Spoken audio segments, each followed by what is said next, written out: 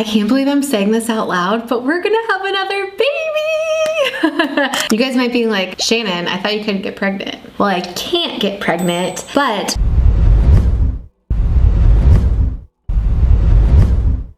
So Channon Rose is going to have another baby, a third child to exploit to the nth degree, and she knows she's going to exploit him or her, right? Her first two kids were IVF babies. One is called Snow, that's the first one, the eldest one, and the second one is called Storm. I know, you can't make this shit up. I'm sorry, I shouldn't make fun of kids' names, but those are the names as the parents chose. So who is Channon Rose? I covered her a few times over the course of my channel. She's the one that wanted to create a YouTube channel for her then 5-year-old. But she said, I want to start my own YouTube channel. She's been pretending to have a YouTube channel and like talking to an audience while she's doing her hair. And she's always wanting to do makeup. And I just think it's the most adorable thing. And she's been begging me to make her a YouTube channel. And so I'm trying to kind of work that out in my mind of like how I want to make that happen. She didn't, in fact, create a YouTube channel. Not yet, anyway, for her 5-year-old. Her 5-year-old who's now 7 years of age. But back in 2021 or 2020, she did actually create a baby page for her eldest at the time, who was a baby at the time, and posted loads of pictures. Yeah, I wonder who wants to watch a random baby on Instagram from a random stranger on the internet. You know, here's the thing, right? You should never post your baby in a state of undress. You should never post your baby in a bathtub, for example. She's done all that, hasn't she? You know, not exploiting, obviously, not using the baby for clout or money or views or clicks or anything like that. No, absolutely, completely normal behaviour. Absolutely. So, she's done that, but she's also put her child's health all over the internet too. Would I want her to film about like my mental health stuff? That's a hard question to answer, and there's a lot of people that would say like absolutely not, like that's Snow's privacy, that's for her to share if she wanted to share it. But if I were in that position, I would prefer like someone to share it so that people understood me and maybe relate with you. And there's a lot of people that don't share these things because they're scared or they're ashamed or whatever the reason is. And I'm not scared or ashamed of my daughter. I love her. She's a beautiful little human. We want to celebrate her, the good parts of her and the parts of her that maybe are not wired properly. So that was a particularly bad and terrible video which got her a lot of backlash at the time, trying to defend the fact that she was putting over the internet her eldest daughter's mental health struggles and other health struggles, okay? So she got backlash from that, but now she's back yet again, with yet another controversy. She is going for baby number 3. She has been criticized, shall we say, for not being able to look after the 2 that she has. Plus she puts them all over the internet, exposes all their deepest, darkest, intimate moments. She exposes all their their bodies over the internet, and she risks her kids' lives every single day. So what's she going to do? She's going to have another baby. She's 39 years of age, nearly 40, so she's decided that she's not going to have one through IVF this time, because apparently she can't, right? She's going to explain it in a second, and she's going to have to go through surrogacy, which has its own issues. we do have a little embryo that has been frozen for over 4 years now because he was conceived the same time as Storm. So for those of you guys that don't know, we did IVF, 2 rounds of IVF. So 1 round to have Snow. Just to recap that story, Snow was the only surviving embryo, and so we ended up having her, and thankfully she took, and I was able to get pregnant, and that is how Snow came to be.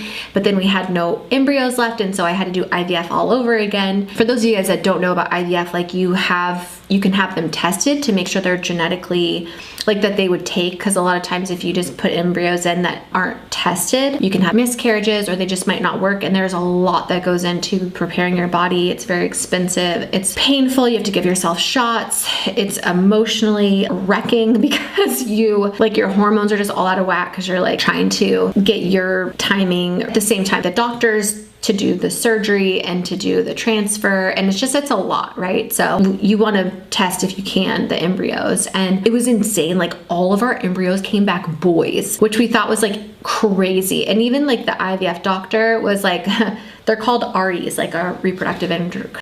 So I get that I'm maybe not the best person to judge this situation. I'm not one to tell anybody what they can and can't do with their body, right? Whether or not they can and can't have children is not for me to say. Baby boy. We actually tested those, and I believe we had 3 that came back okay. We had 3 boys that were frozen. We actually put 2 in because I was telling Travis I'm getting older. One of them doesn't take, at least maybe the other one will, and then I won't have to do this again. It wasn't so much I wanted twins, which I would have loved to have twins. Oh, I'm trying to have twins. It was just like, I don't want to have to do this again if it doesn't work with just the 1. So we put 2 embryos in, and 1 took. Thank God I put 2 in. I feel like I have to listen to my intuition, it tells you what to do, because a lot of doctors won't put 2 in just because you want to. Thankfully, my doctor did. That became Storm, my little Stormy boy. Oh, he's so perfect and cute. So we have 1 embryo left that's been sitting in the freezer for a very long time, and Travis has been telling me for all these years, like, I want to try to have this baby. Unfortunately, after having Storm, during Storm's pregnancy, I had a lot of complications. For anybody that followed that journey or wants to see that journey, I documented majority of it. Everything was going really well. I was planning on having a home birth. I had midwives and doulas, and I was doing all the things I was supposed to do to try to prepare for that. And at 20 weeks, I was told that like I was high risk, and I'd been to the hospital. I had bleeding. Like, it was really scary. I thought I was going to lose the baby. Yeah, it was just really heartbreaking and really scary. And the thing that I had was like not very common. It was not placenta previa. It was like something else. I can't even remember the name, but it was like something where like the umbilical cords and stuff were like over my uterus. It was really dangerous for me and the baby. It could die like very quickly if they were born like that. And so you have to have a C-section. You have to keep an eye on it. I was on bed rest. I wasn't able to do my home birth like I had planned. I just had a lot of complications. And also I have really hard pregnancies. I get very sick. And I know now, like looking back, why I got so sick was because I had Addison's disease and I didn't know it at the time. And it made me more sick and more sick. And even with Snow, I got so sick with that pregnancy, had really weird things happen to me. And now I know, man, I had some really bad autoimmune diseases that got way worse with pregnancy. My first pregnancy and my second pregnancy, it got worse. And like my doctors now at this point were like, yeah, no, like you cannot carry a baby anymore after this because of all of the health issues you have. Not so much health issues of being a mom and being able to like take care of the baby, but like actually carrying the baby. For one, I don't have any fallopian tubes, so I can't get pregnant on my own. The only way I can get pregnant is if I did IVF. And now I'm on steroids for life. I don't want my baby to be born not addicted to steroids, because that sounds like it's like a bad drug or something like heroin, but like, you know what I mean? Having a tolerance or something like for steroids. Like, I don't even know how that works. I know that my endocrinologist said like you can get pregnant and be on steroids, but I just like, I feel really bad for the baby, and I don't want to put the baby at risk of being on all these medications if they don't have to be. And also, the doctor already told me you cannot be carrying another baby. It could kill you this time. And so obviously I don't want to put myself at risk. I have other children I need to like be alive for, stay alive for. Our really only other way to be able to have a baby is if we got a surrogate. So surrogacy, it's a controversial one. If you're from the UK like me, it may be more controversial than if you're from the US, right? Because over here we have stricter laws on surrogacy than over in the US, where it seems to be the wild west over there. Sorry. So first, before we get any further on, I'm going to take you through some of the laws and the ways and wherefores of surrogacy and what you can and can't do. I've had a look first at the UK one, actually, just to check, see what our stance is on that. So this is the UK surrogacy legalities and the law and everything. I know it's not relevant to what we're talking about, but it's interesting to note the differences, and this pretty much aligns with how I feel about surrogacy in general. It says surrogacy in the UK is legal, but surrogacy agreements are not enforceable by law. Meaning the surrogate is legally the child's mother at birth.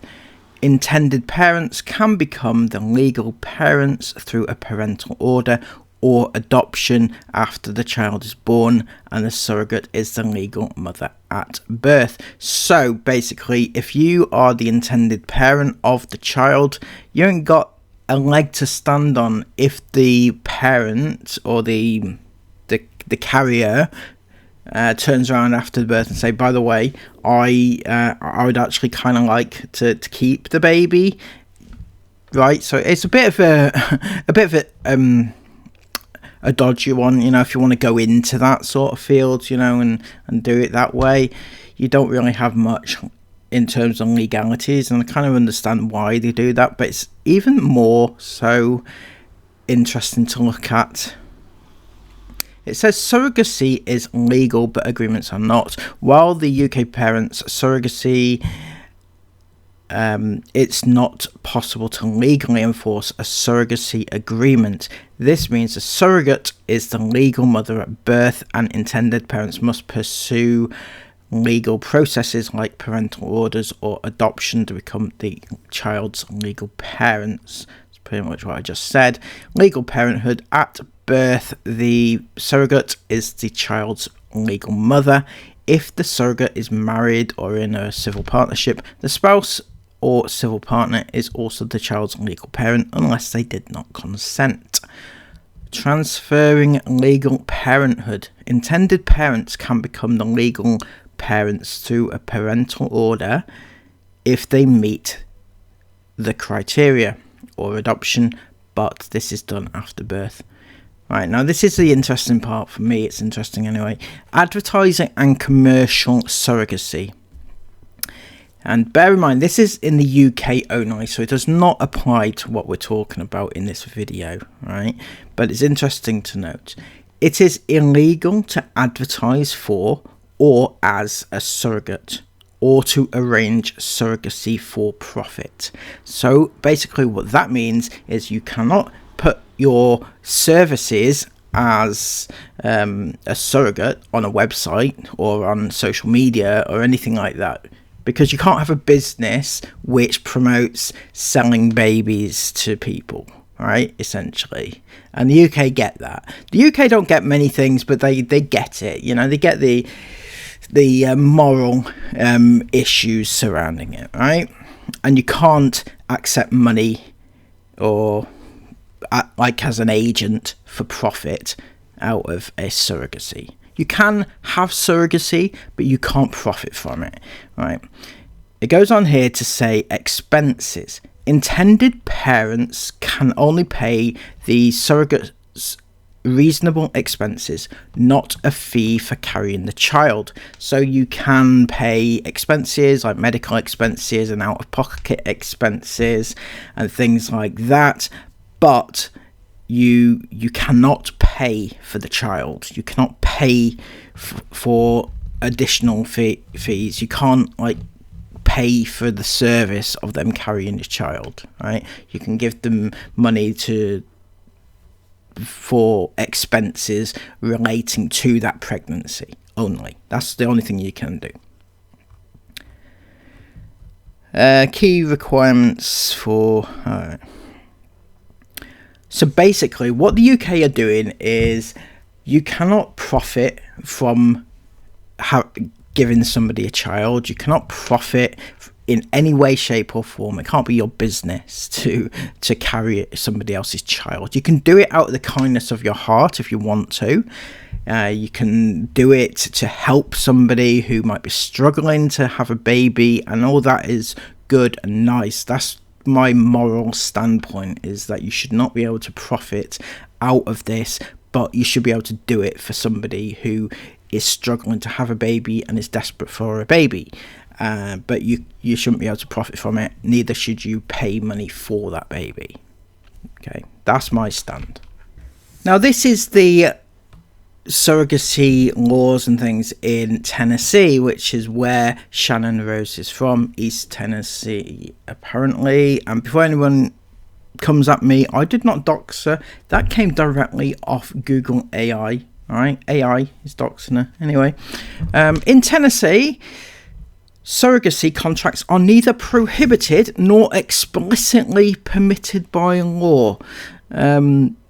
Fine, it sounds very much like a UK thing, right? It sounds like how we are doing it in the UK, which is good, right? Meaning they are generally unenforceable. This means a surrogate could not be forced to give the child to intended parents based on a contract. While pre-birth orders are sometimes granted on a case-by-case basis, there are state-specific limitations. So yes, again, like the UK, you can't, courts can't enforce a surrogate. So if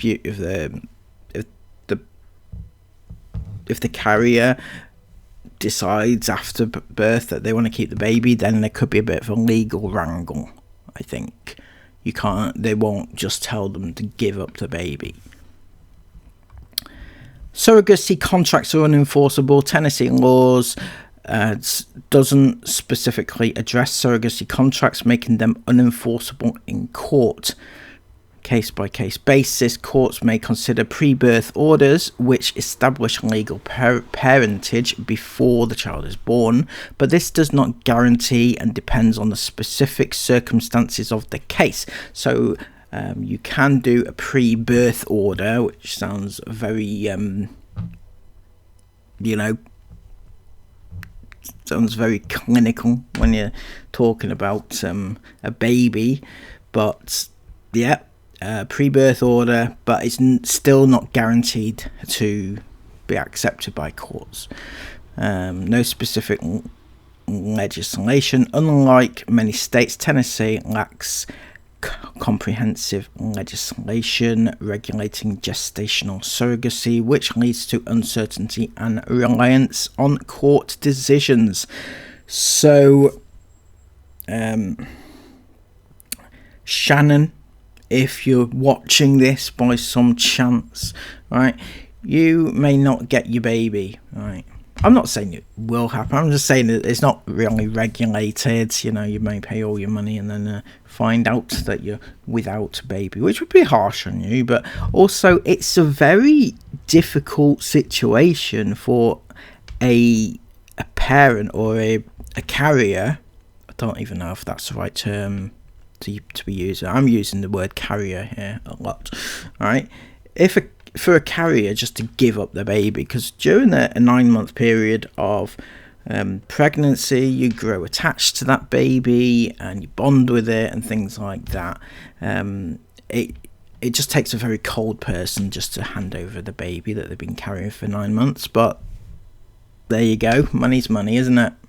Speaking of money, how much do surrogate mothers make in Tennessee? The average surrogate pay in Tennessee is around $55,000 to $110,000 plus. If you're curious about the details of surrogate compensation in Tennessee, we can provide comprehensive information about your surrogate pay rate. Pay rate indeed. We understand that you may have financial goals and responsibilities, and we're here to help you achieve them through surrogacy. This is an actual surrogate agency, so they find matches between surrogates and surrogacy and carriers, right? And people who want to get babies. right? How to do that. Factors affecting surrogate pay. So several factors can affect your surrogate compensation package in Tennessee. Location: surrogate pay in Tennessee may vary depending on where you live within the state. Urban areas may offer higher compensation to account for the increased cost of living. That sounds fair. It sounds fair, not gonna lie. Experienced surrogates often receive higher compensation due to their familiarity with the surrogacy process. So if you are, a very experienced surrogate, right? You've done this 2 or 3 times, you get financially rewarded. Don't think your efforts and your experience doesn't go unnoticed, because it absolutely does. Your agency, as one of the highest paying surrogacy agencies in Tennessee, will make sure your surrogate pay reflects your dedication and commitment to the surrogacy process. Oh yes, if you are dedicated to giving over that baby at the end of the 9 months, you will be financially rewarded to the best of your abilities, to the best of our abilities, their abilities, someone's abilities. A breakdown: surrogate compensation in Tennessee. One of the first questions many prospective surrogates have is, how much does a surrogate pay in Tennessee? Why should that be one of the first questions? One of the first questions should be, right, every single time is, how much? Well, not so much a question, more like a statement. Like, I want to help somebody be a mother, right? I really would like somebody to be a mother. Not, well, how much you going to pay me, and then I'll decide whether or not I want to carry a baby for 9 months and give it up at the end, right? No. While compensation can vary based on various factors, including location, experience, and specific surrogacy arrangement, surrogates in Tennessee can expect fair and competitive compensation. Your base pay for surrogate pregnancy in Tennessee. Okay, so the base pay for a surrogate is meant to reflect your service and value as a surrogate. Oh, returning customer. Oh, here's another 10 grand on top of that, isn't it? Got 2 babies stuck in you, we'll give you double, maybe even triple as a bonus, isn't it? This money is yours to I love this statement. This is everything to me. This money is yours to spend however you choose. For many women, this money can be life-changing for them and their families. It offers a way to pay off debt, buy a car, put a down payment on a home, or even make memories with their family. So the very fact that this agency is promoting the fact that you can buy a car with your money out of your baby that you're giving up, right? You can buy a car with it if you want, or you can pay off those debts. Your family will thank you forever for that, won't they? Jesus Christ. I mean, that's just a terrible, terrible take on giving up a baby after 9 months. I get that surrogacy is a thing, right? I get it. And I don't agree wholeheartedly with it. I agree to a degree. I agree on the level that the UK agree.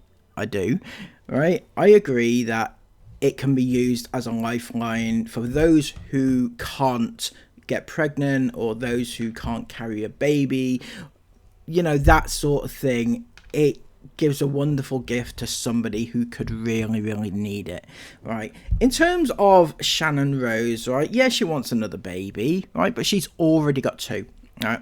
Okay, who is it to say how many she should have, right? It's not for me to say that she shouldn't have another baby. Of course it's not. If she wants another baby, she can have another baby. I just have my doubts over what the morality of buying a baby through surrogacy, okay, and using it then for content online, right? There's a huge moral issue there. And surely to goodness, if you're looking to buy a baby, right, you should be vetted to see your you know, like when you're trying to adopt a baby, in actual fact, surely adoption comes into it, because after post-birth, you have to adopt the baby, I think, right? So surely then, that's a good point, actually. Just thought of that now.